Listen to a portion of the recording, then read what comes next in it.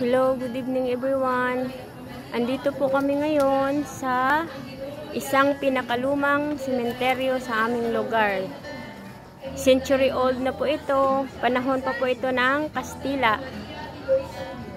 Nandito po ako sa taas kasi apartment style ang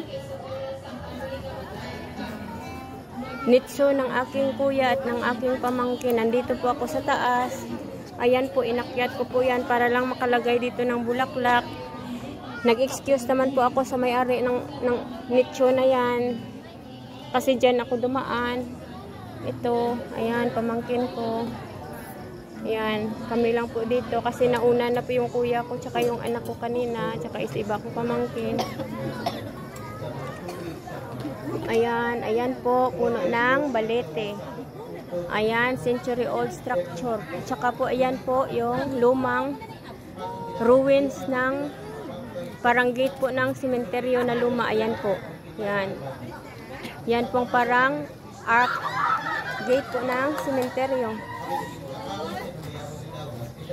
Ayan po. Ulatan nyo ko, dali lang. Nawiget?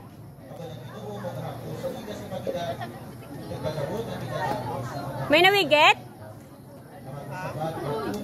May nawiget? Sige. Subay? Sige. Latan nyo ko, manaog na ko. Ah, sige, sige. Ayan po, may misa po ngayon dyan.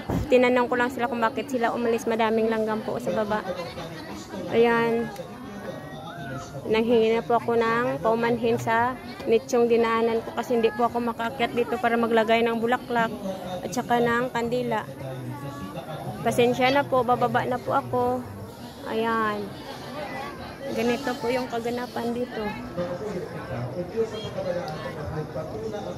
Yan, madami pong tao kasi po ngayon All Souls Day and All Saints Day. Ayan po. This is the oldest Catholic cemetery.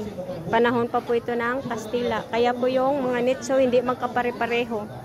Meron pong nicho dito na century old. May mga structure na century old. Meron ding mga bago. Kaya po hindi po magkapare-pareho yan. Hanggang dito na lang po kasi iiwan na po nila ako. Saka hindi po ako makakita. Bababa na po ako. Ayan.